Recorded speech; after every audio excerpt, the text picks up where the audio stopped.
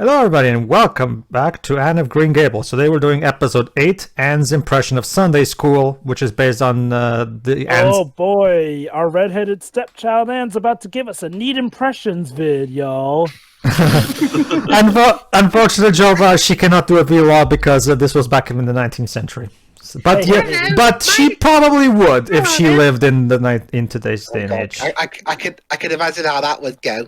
Hello there, my name is Anne of Green Gables, and welcome to my impressive video of Sunday school. It stinks! Thank you. Alright. But yeah, like I was saying, this is based on chapter 11 of the book, Anne's impressions of Sunday school. So let's start, everybody. We already know how this works, so let's just start. Okay, so 3, 2, 1, click. My name is Pedro. Anne, and welcome to our Let's Read of the Bible. The thing is, Pedro, that I don't know if it was a thing for the rest of the world. I probably need to do some searching in the meantime. But at least in my country, someone released a modern reinterpretation of Romeo and Juliet, written as if the two were, exchanging message text on a cell phone to each other. It's awful. Okay, let's be honest, I though. wonder if a format like that could work for this. Let's be honest, if this had a sliding time scale, which eventually brought her into the modern day, Anne would totally be one of those hot topic girls who totally posts everything she wants to talk about in vlogs for the world to hear about. Yeah, no, Like, she would. You just know she would be that type of girl. No, that's I can see that. But yeah, but yeah, too. Like, you mentioned in the previous in your thoughts of the previous episode about how intelligently handled the conflict was in the previous episode. Mm-hmm. That's exactly it. Too. Like it's at the end of the day, it's Lucy's brilliant writing that completely defines this work. I'll mention these also more in the final thoughts for the time being. All right, so episode 8 ends impressions of Sunday school. Yes, we're back to having the same names as the book chapters. I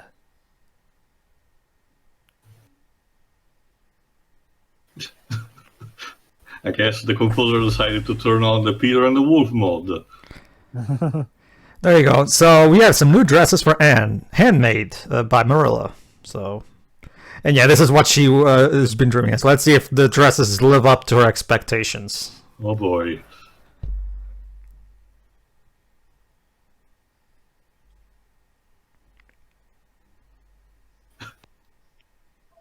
You sound like one of those... can't hide anything from this child. And not for nothing, you sound like one of those methodical serial killers when you talk like that. I'm sure you're Remember the stairs, Jova. Remember the stairs.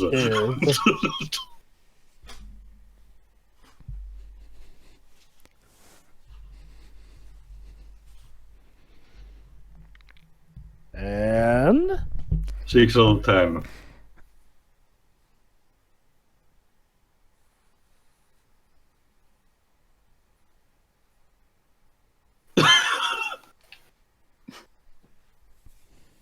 Yeah, goes back to another one of Anne's character flaws that Merle already figured out in the last one. She's very vain.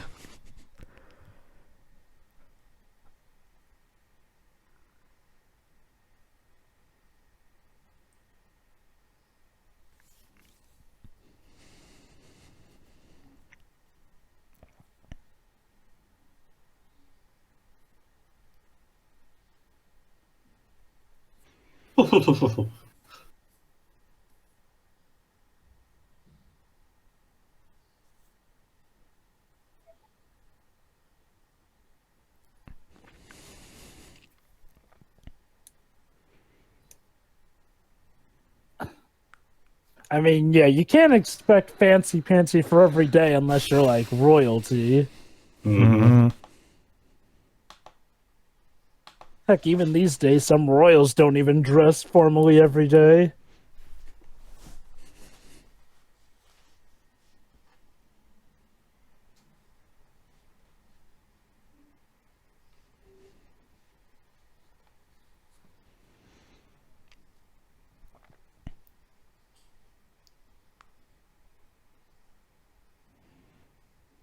I'm a bit out of touch with, what was trending at the time. Well, I'm just gonna go It by Anne's was- word, I guess. True, we kind of do live out in the middle of the country. We don't always come by those materials easily. That is true.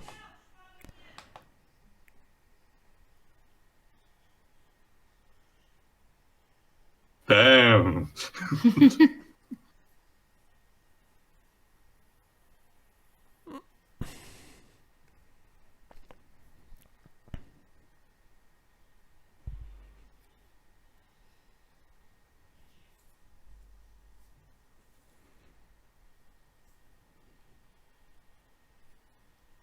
And quite honestly, Anne, you should realize that making fancy dresses would be a strain on the animators. Didn't you realize? We It's already enough have on to the spend so page. much time for the background.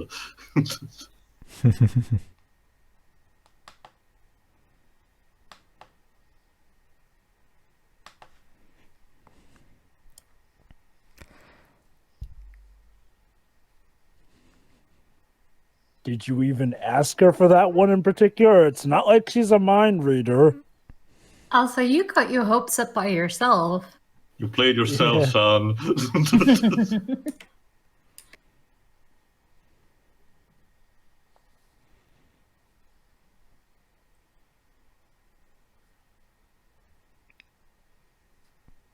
Oh, there you go then. Anna, you're tripping balls again. Also, Anne, the purple one is close enough.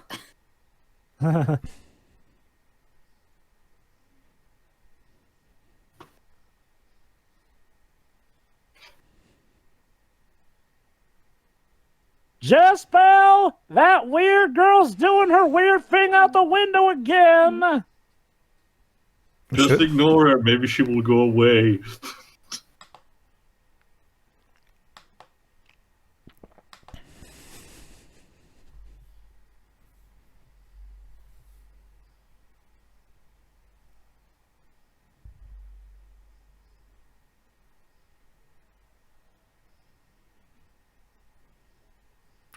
There you go. There's your TV budget food.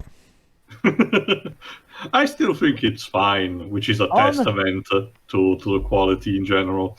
I mean, to be fair, would you really expect anything higher scale even, in the 80s, all things No, considered? not really. No. I'm sorry, I'm 70s animation, but yeah. Mm-hmm. I forgot, what year was a house moving castle? 2004. Thank you. What have I missed? Basically, Marilla made some dresses for Anne, but Anne doesn't like them because they don't have puff sleeves. That's the other.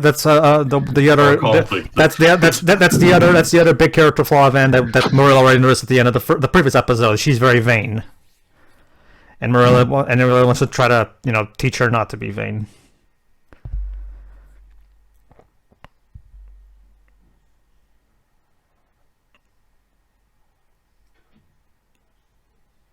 Oh, I'm sure you will make some friends. I think it Oh, looks look fine. at that! Look at that! She even, oh my god, her hat changed color. Animation error.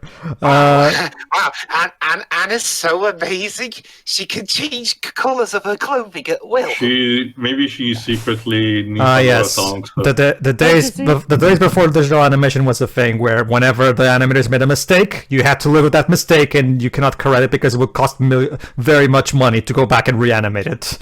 You know. I like to imagine now that her hat is a magical hat that can change color that will now match every outfit that she puts on. Since from what I recall in a later episode, she wears a dark blue outfit, which has a dark blue hat to go with it. It looks like her tights or socks or whatever also changed color. Magic clothing. Oh, cool, another hat. They're all very conservative, very traditional hats. Weird. It looks exactly like the hat she was wearing beforehand, just brown instead of green. When it comes to clothing, Marilla is very much a practicality over aesthetics type of person. Of course. Well, not exactly. I get it's also conveyed through their social status. Well, not dirt poor, but still, farm owners. They're not like swimming in the money.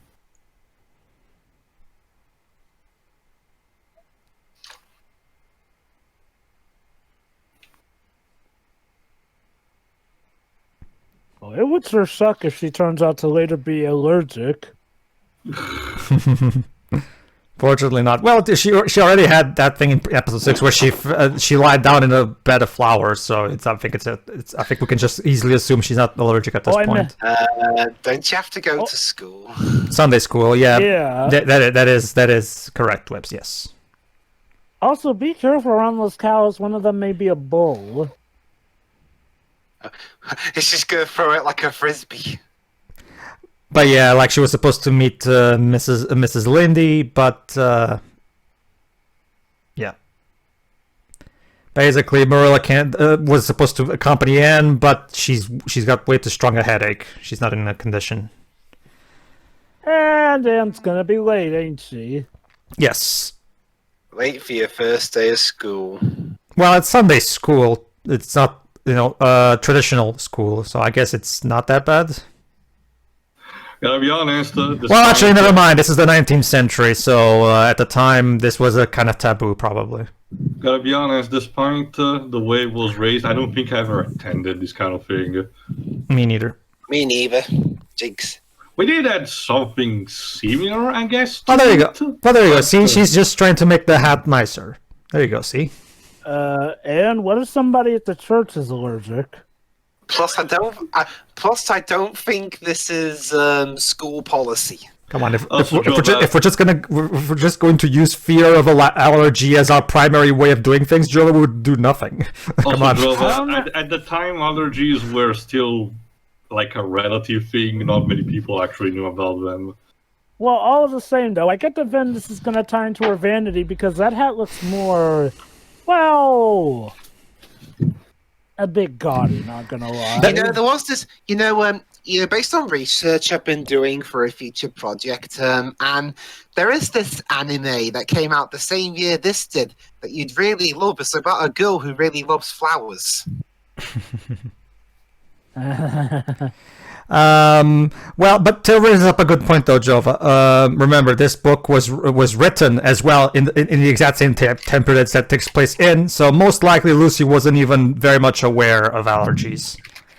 Well, I mean, I'm pretty sure allergies were at least considered a thing overall. Let me check. They were, I'm guessing, but I'm guessing, according to what Till said, not like super widespread. Okay. Allergies derive, the discovery of allergies derive from simple deduction. I get near this thing hurts me, it must be connected, But I don't remember specifically in terms of, how medicine actually, acknowledged those and told to the public. Mm-hmm.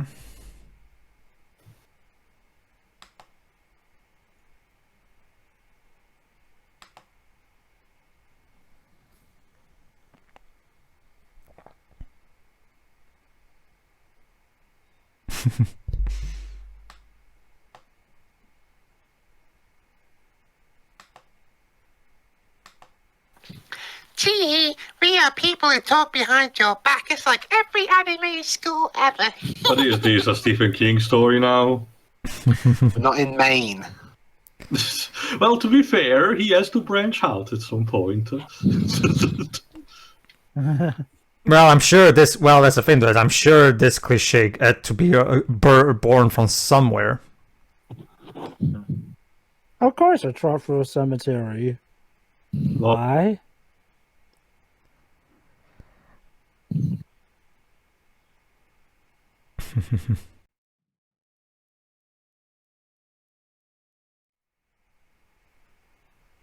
There you go. Oh no. Come on, man. Let's get inside, maybe. Yeah.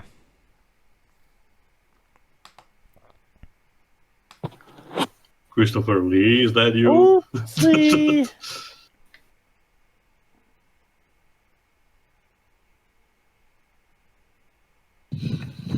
Okay, jokes aside, I think I can recognize this voice actor. Which is weird. Again, this team production is from South Africa, and again, audience, I haven't found that much information about this. So, interesting.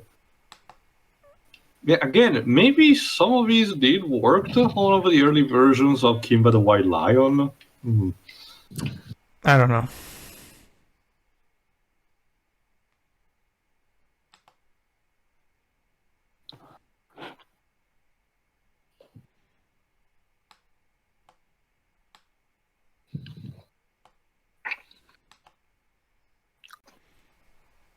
Come on, Ansit.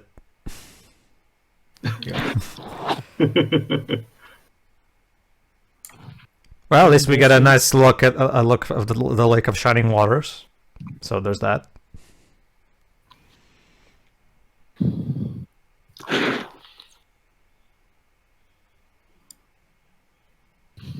There you go. See, it's not I the. have time, please. Well, see, there you go. See, it's not a proper prayer, but the intention is there. It does remind me of the sort of origin story and the teaching of Saint Francis.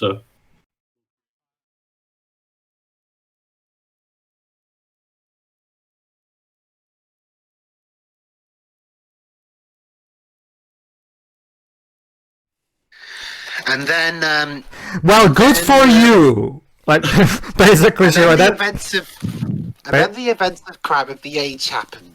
Basically, sure that little girl was talking about. Oh, can you do this? No. Can you do this? No. My sister can do everything. Well, good for you. Like, Like, I'm not your sister. Okay, I mean, okay, you came across some bad people, but it's not worth singing a song about it. well, she's not singing a song about it technically, but She's singing it in her mind. Maybe. Basically, the novel takes place in the late 1800s, like literally at. Oh, no, I know that. But I was saying again, it reminds me of St. Francis, which instead was, like smack dab in the middle of the medieval times. Mostly because, again, it was an unconventional type of. It was made in religious 1908. person. Yeah. Conventional type of religious person. And amongst other things, he did wrote a type of prayer that essentially praises everything, including death, saying that everything is a gift. Let me just quickly correct you. Yes, the book came out in 1908, but the actual story takes place Set in 1800s. specifically while in the time where Lucy grew up, of course. Apparently, pretty much any adaptation of Anne of Green Gables, like especially musicals, are mainly done in either Japan or here in Europe. That's because in Japan, they love Anne of Green Gables. They absolutely love it. You think that Canada will try their tricks at some point? No, there are Canadian adaptations too, specifically the Kevin Sullivan ones. I'll talk about it later. Sure.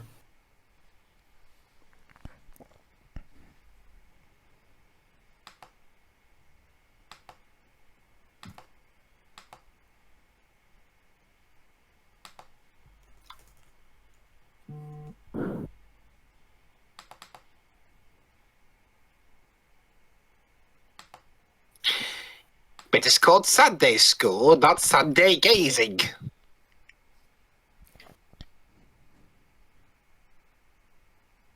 Oh my god, Anne.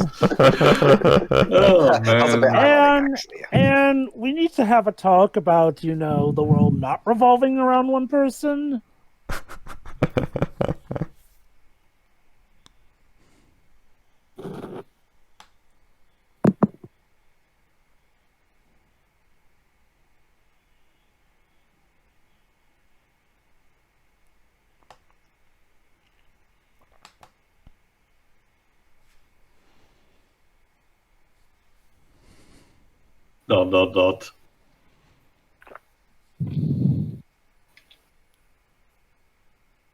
Oh boy, back to the puff dress.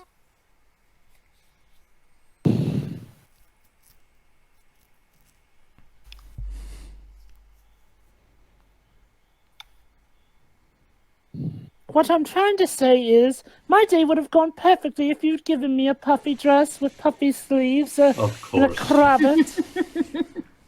This is like all my schoolmates have a smartphone and I don't. Why?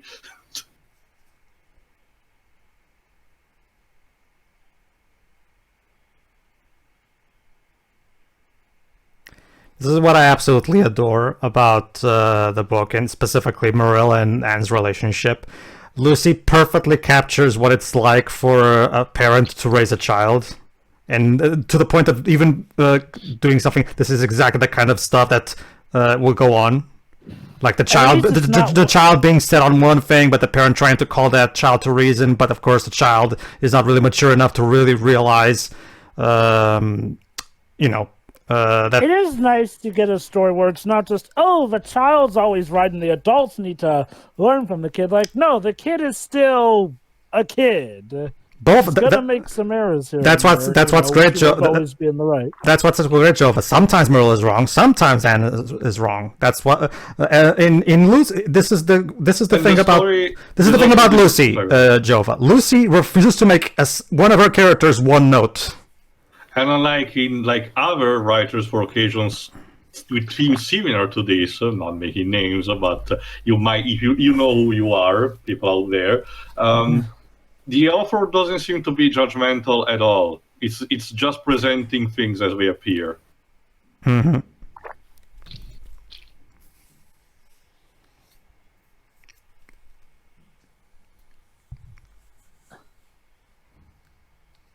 And also, we're going to reveal one particular big fear that we haven't even realized Anne had in a moment.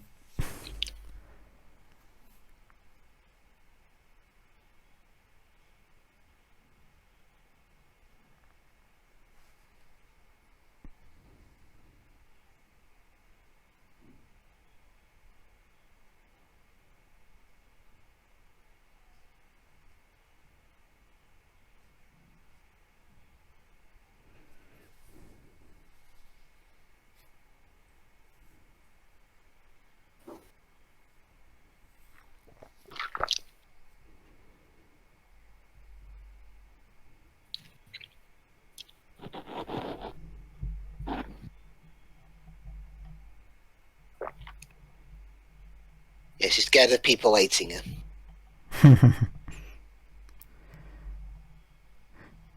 You know what I find really interesting about what she's saying right now? At first, it might sound like she's trying to just be, oh, woe is me stuff. But hold on a moment.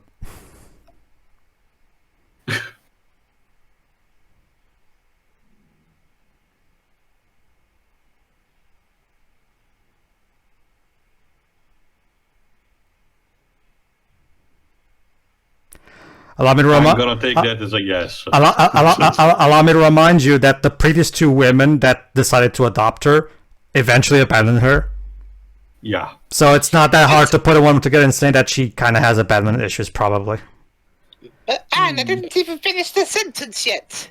Remember, as soon as she outlived her usefulness, she's just been dumped first by Mrs. Hammond, then by Mrs. Thomas. And she lived in an orphanage up until this point because of that.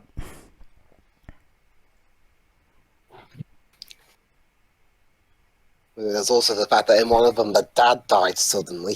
Mm-hmm. Well, that was the main. That was. Told it felt really sudden. That was the main. That's actually one of the main reasons why. But it's okay because Takahata takes advantage of this to use brilliant visual storytelling.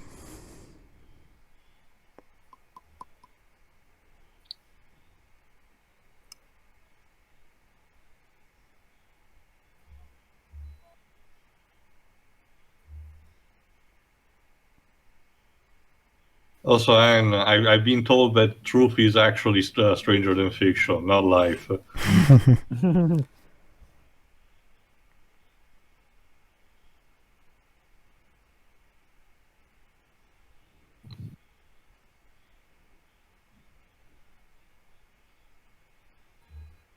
Again, this is what Takahata does best, just allowing the moment to soak in.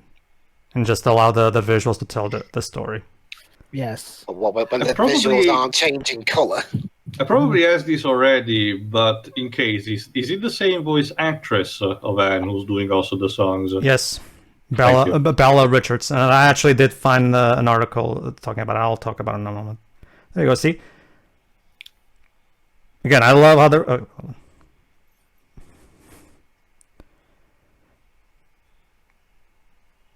There you go, Jova, the episode you've been waiting for. Yeah, I know. We'll talk about Next it. time We'll, of NZ. we'll talk about it in the next time. Okay, basically, to answer to. Okay, let me answer one by one. Okay, basically to answer your question, in 1985, Kevin Sullivan, who's a Canadian filmmaker, did make a 3-hour adaptation of this novel. My thoughts on it, you may ask. It's okay.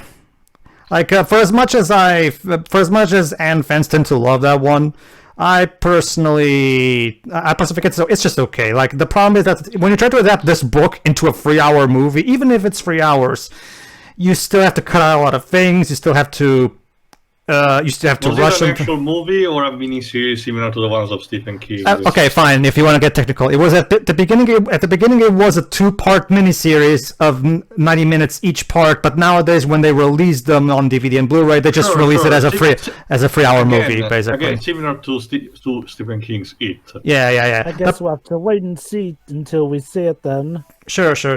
As you can imagine, Tail, when you take a look at the pacing of the book and by extension this anime, trying to adapt this thing into just 3 hours, and while still retaining everything Lucy's specific pacing of the character development, it's just very, very trifling. It's one of those books. It's one of those books where I think this really adapts much better into a TV show rather than a movie per se. Personally, Or at the very least, it needed an extra episode on that front.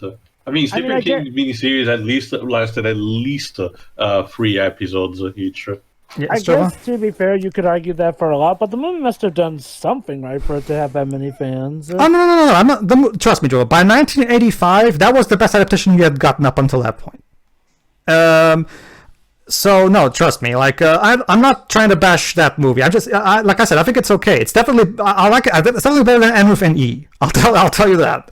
But I'm curious though. Are there any adaptations that have tried to go over just the first book and have tried to go across the series? Yes, Kevin Sullivan adapted the first book and the second book. Unfortunately, for his third movie and fourth movie, he decided to go completely off the books and do his own personal and fan fiction, and let's just say it's not very good.